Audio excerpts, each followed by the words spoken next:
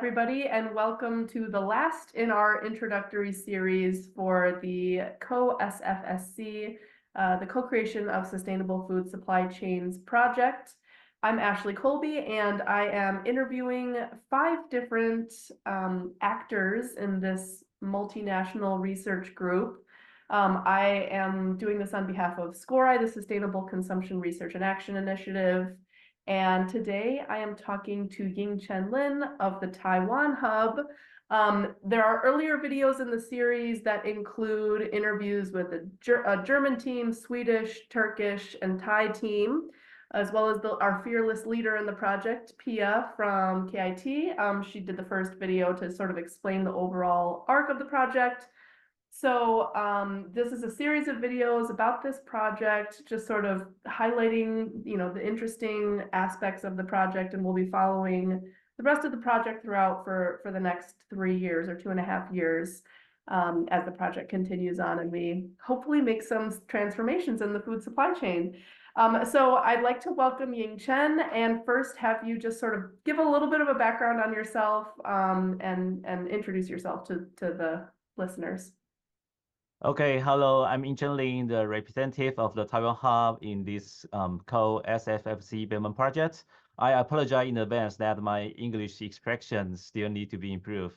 I'm assistant professor in the Department of Urban Planning and Spatial Information from Jia University since 2018, and from this August 2024, I will start my new career in the Department of Real Estate and Built Environment, National Taipei University. And currently, I'm also a member of the Early Career Researchers Working Group and Urban Working Group, Futures Taipei.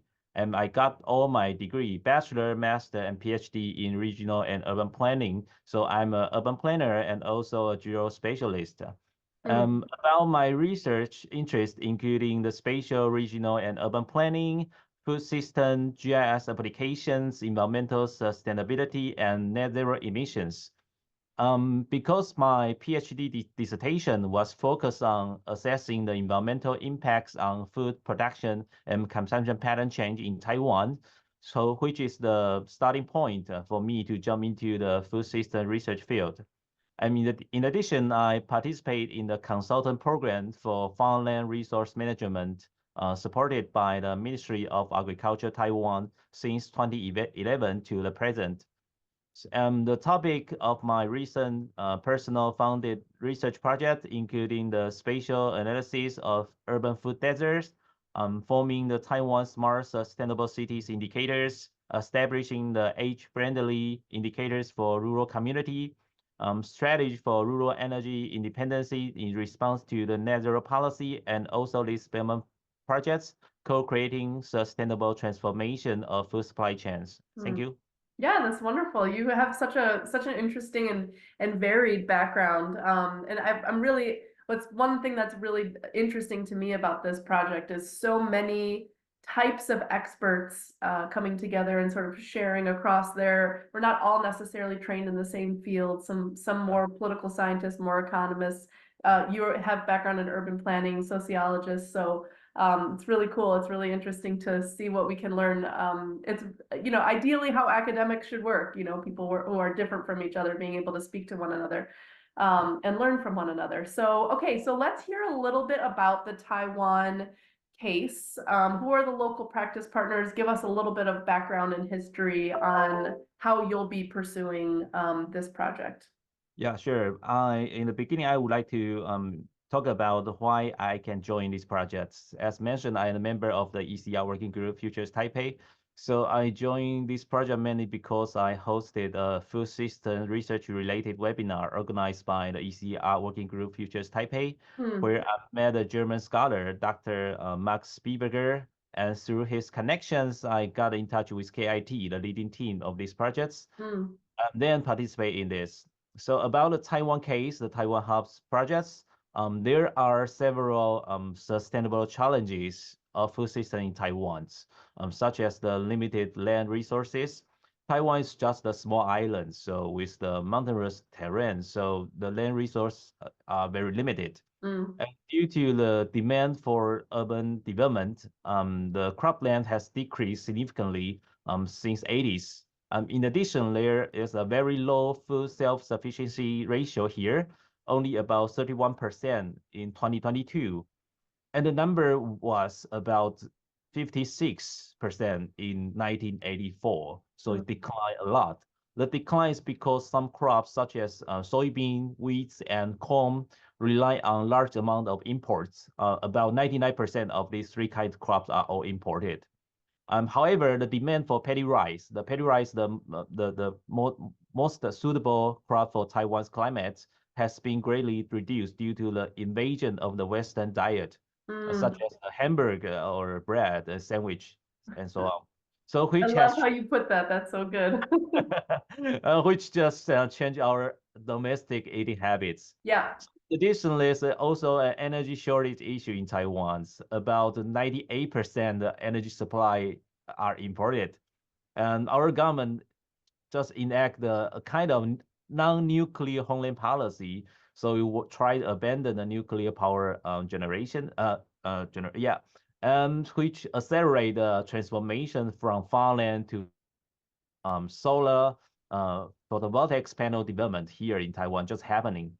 So the main research question here of the Taiwan Hub is how can the food supply related policies improve food self-sufficiency here?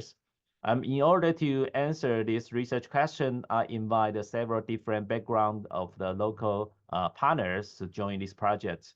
From the academic, including of course, there are the Fengjiang University and National Taipei University.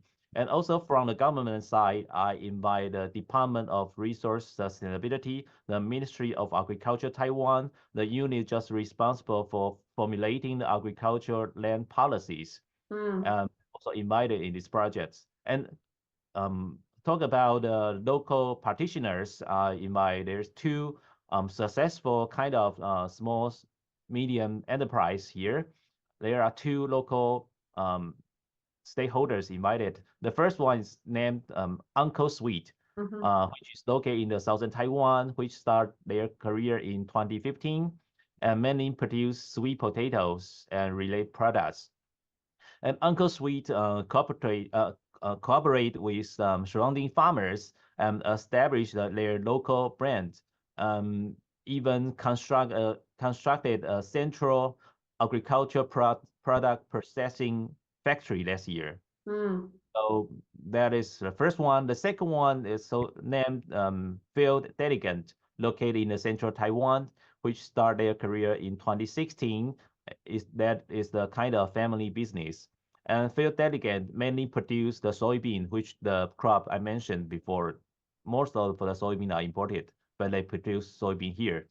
They try to promote the food and agriculture education for the soybean. So and very good, a great job. So I invite these two SMEs in this project, and not only the SMEs, but local farmers. I also invite some traditional local farmers into this project.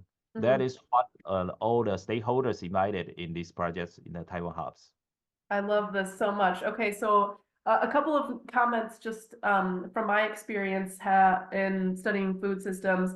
Something is really interesting about smaller countries because you can, in fact, involve somewhat powerful actors like the Ministry of Agriculture in smaller countries in projects like this because, they have, less citizens. And so obviously they have a little bit more time where you could potentially get them involved and you could have a big impact in a smaller country. So that's kind of exciting about the Taiwan case to me. And then it's interesting hearing about the local practitioners and the importing of the Western diet. It is just briefly, I'm interested, are sweet potatoes traditional Taiwan food, or is that something relatively new? We eat sweet potato in the early stage, of course, because it's cheap and easy to grow. But nowadays, we did not eat the sweet potato as the staple food. We have the paddy rice and also the bread for most. Sweet potato nowadays kind of healthy food. Okay, I got it. Okay, interesting. Yeah, okay. Yeah, so that's cool, and I love how you're in your project. It's very small. It's just you. I think you have maybe a colleague joining, right? Not really. I hope so. I got some assistance, but mainly only me. Yeah. Yeah, so it's cool. It's interesting. You've done a really good job getting together this Thank you. academics, government, local practitioners, and then I think the traditional local farmers, of course, I think for me is always very, very important to involve them in the conversations because the information and the knowledge they have is just so important. Okay, so why is it, speaking of important, why is it Yeah. important to study this topic? Yeah, as you mentioned, Taiwan is just a small island country, so we try to have more international connection, of course. So cross-border exchange will be carried out to understand the related issues of different countries in response to transformation of sustainable food supply chains. So we like to learn from other countries, also share our experience to other countries. So Hmm. Taiwan's experience will also share with other countries, and cooperatives cooperative business model and governance are essential approach to promote the transformation of the sustainable food supply chain. However, there are currently rare relevant research results in Taiwan here. Hmm. So this study will provide appropriate governance policy adjustment for improving the food self-sufficiency ratio. And in addition to comply with the 2050 net zero pass, here we have in of Taiwan a few years ago, renewable energy development is essential in Taiwan's. However, no relevant studies evaluate the relationship between agri-photovoltaics development, food self-sufficiency ratio, and also the environmental sustainability. So I would like to address these issues and hope this will become an essential innovation achievement for the topics. That's wonderful. Yeah, the one thing that's really interesting about this project that's I think different from maybe a lot of projects that study sustainable food supply chains is the specific interest in cooperative governance. And I think for many of the hubs in this project, they don't necessarily have a very robust Mhm. cooperative system of governance, or it's just Yeah. not really a culture of cooperatives. So it's really interesting to think that maybe you'll be looking at these different models in these different countries and how they utilize the cooperative model to advance sustainability. And maybe, in the case of Taiwan, you actually could influence some policy in Yeah. your, have conversations with the Ministry of Agriculture Yeah. and help that kind of along. So that's cool. It's exciting. Okay, so what do you expect will happen over the course of the project? In the best case scenario, what are you hoping to accomplish? It's Mhm. only a short period. So what do you hope to accomplish in that period, and what are some worries you have about it? Yeah, the first part, the main target of the Taiwan project is about the food supply related and policy and food self-sufficiency in Taiwan. So of course, it's the 3 years project. So here just the beginnings. There are three different research focus for each years, including how can successful agricultural cooperative business model be transferred to the local farmers, Mm, of course, including the Taiwan case and also the other hubs case. And second one is what is the agro-photovoltaics development impacts on agricultural land sustainability. I will mm, try to do some sustainability assessments and how to build a sustainable food supply chain in Taiwan by adjusting and responding to food supply related policies. So during the 3 years, I will spend a lot of time to interview with domestic agriculture enterprise and also the local farmers. Also dealing with the environmental impact assessment of the agro-photovoltaics development on sustainability.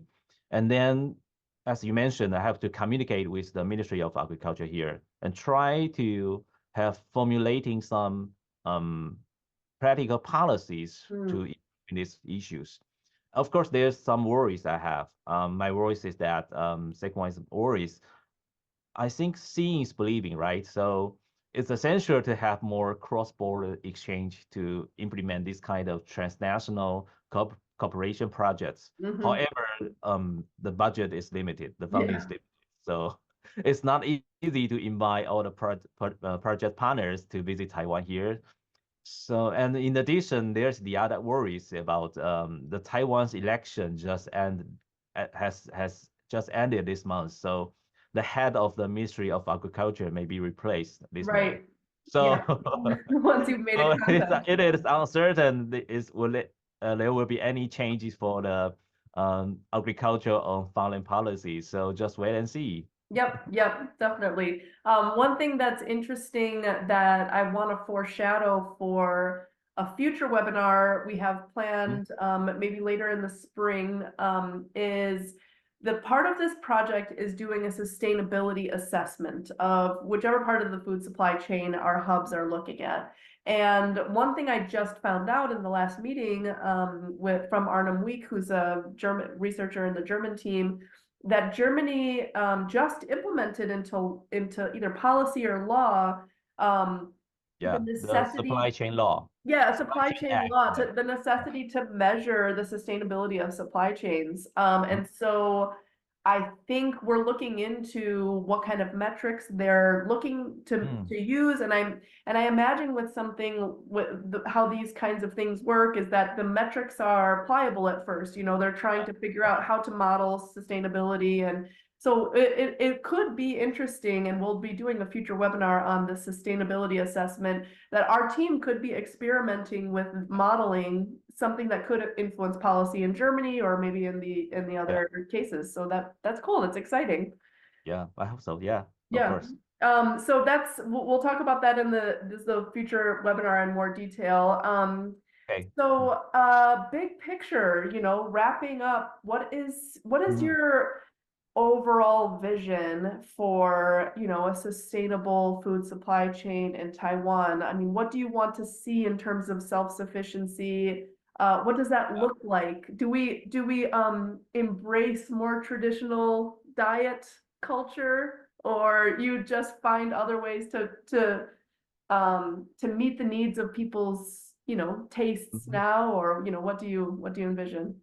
I think compared to the local food system, I care more about the protection of Taiwan's agricultural land resources. I mentioned Taiwan just a small island, right? So, and also Taiwan's aging society issue and the low birth rate are a severe problem here.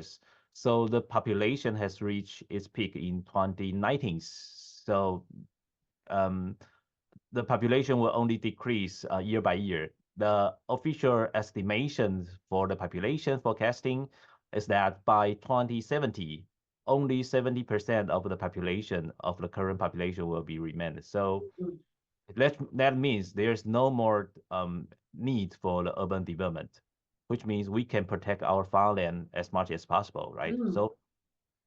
So I think that the important is protection of agricultural land resource to increasing our food self-sufficiency ratio through the local productions. And I'm also concerning about the balance between the food provisioning and renewable energy generations. I hope that through the policy guidance, we can further promote the development of solar photovoltaics on the premise of ensuring the sustainability of agricultural land. And I do not think that Western diet is bad. Of course, we eat a lot. We have hamburger now. We have fried chicken now. But our traditional food diet is paddy rice. So the Ministry of Agriculture just try to promoting having more rice as possible. And that can that's also a kind of strategy to protecting our land, farmland, because most of the farmland produce paddy rice. But once the demand, no more demand for paddy rice, which means the farmer have to grow other crops. So that is kind of policy we try to implement, try to encourage people to having more and more rice nowadays. Yeah, that's good. I that's really interesting. I had never heard of a case, but I just briefly want to point this out. So, where with the population peak, and low fertility rate, sometimes there's, you know, a lot of times there's worries about, you know, aging out, farmers or aging of the working population.